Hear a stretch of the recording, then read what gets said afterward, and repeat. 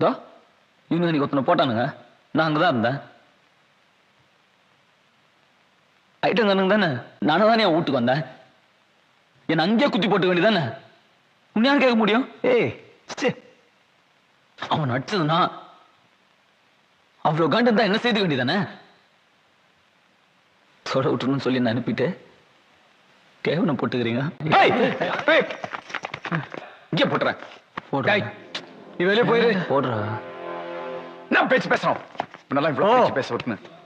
போடு ரவி. உண்ணா. டேய் ரவி போடுறா. டேய் தப்பு உந்து. போ போ.